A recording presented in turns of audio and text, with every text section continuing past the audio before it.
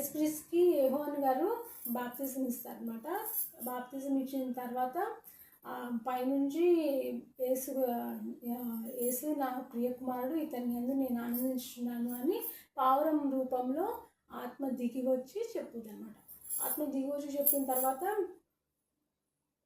అతడు సైతాన్ చేత అరణ్యంలోకి కొనుక్కోబడతాడు. చూసారా, యేసుక్రీస్తు అంత ఆయనకే సైతాన్ని శోధించడానికి అరణ్యంలోకి కొనిపోయిందన్నమాట. అట్లాంటిది 40 దినములు అతడు యేసుక్రీస్తు ఆ అరణ్యంలోనే ఉపవాసం ఉంటూ తిరుగులాడుచూ ఉన్నాడు అనమాట. 40 దినములు 40 రాత్రులు.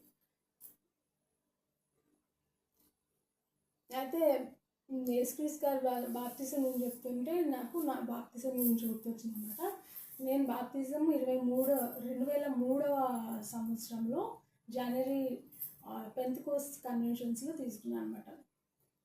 అప్పుడు పెంతెకోస్ట్ కన్వెన్షన్లో పెద్ద పెద్ద పాస్టర్లు చక్కగా గుమిగూడి వరుసగా నిల్చోపెట్టి ఒకళ్ళ తర్వాత యవనస్తుల్ని తీసుకుపోయి బాప్తిజం ఇవ్వడం అనమాట. చక్కగా బాప్తిజం అయిన తర్వాత శుద్ధీకరణ కూటం, ఎర్లీ మార్నింగ్ శుద్ధీకరణ కూటం అనమాట.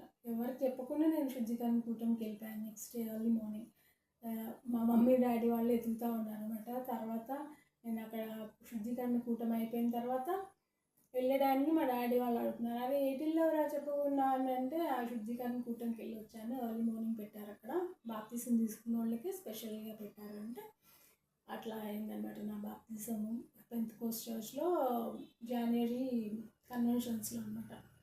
అక్కడ ఇదివరకు ఎక్కడది విజయవాడలో పెట్టేవాళ్ళు. విజయవాడ ఎక్కడ కొప్పురా ఊరు అనే గ్రామంలో.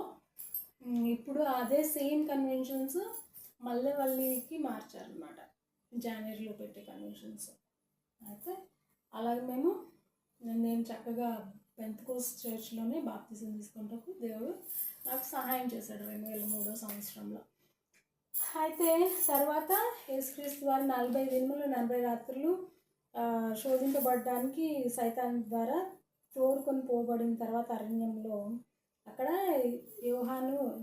సైతాను అతనిని 3 ప్రశ్నలు అడుగుద్ది. మొదటిది, నువ్వు యేసుక్రీస్తు అయితే, అదే మనిషి కుమారుడివి అయితే ఇక రాళ్లను రొట్టెలుగా మార్చుకొని తిను అని అంటే యేసుక్రీస్తు అంటారు, మనుష్యుడు రొట్టె వలన కాదు కానీ యెహోవా నోట వచ్చు ప్రతి మాట వల్ల జీవించును అని సమాధానం చెప్తాడు.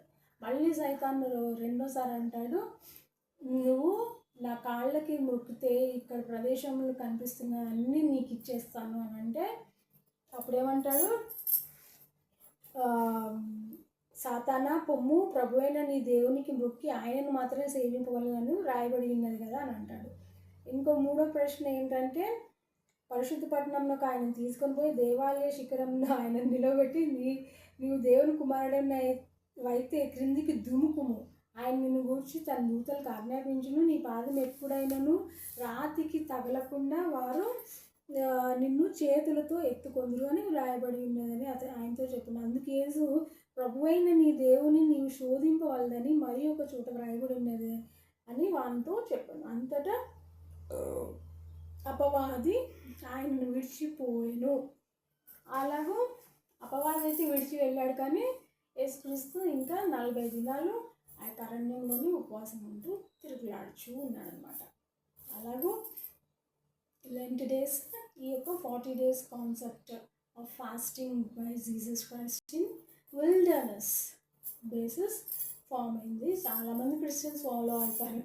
మా చుట్టాలు కాదు కానీ మా చర్చ్ మెంబర్స్ పెంతెకోస్ట్లో కూడా చాలామంది మేము లెంట్ ఫాలో అవుతున్నాము, ఫాస్టింగ్ ఉంటున్నాము అని అంటూ ఉంటారు. అయితే కొంతమంది అంటారు ఫాస్టింగ్ అంటే you should fast from foul words, you should fast from harmful deeds, you should fast from wrong thoughts and wrong deeds అని కొంతమంది సైకలాజికల్ ఫాస్టింగ్ గురించి చెప్తారు. కొంతమంది ఫిజికల్ ఫాస్టింగ్ని ఫాలో అవుతారు. ఎవరిష్టం వాళ్ళదన్నమాట. అలాగే మనము వాళ్ళ లెంట్ డేస్ గురించి ధ్యానించుకుంటే ఇవాళ Ash Wednesday, first day of the Lent is Ash Wednesday. So God had given us chance to meditate something about Ash Wednesday and Lent. Let's praise the Lord.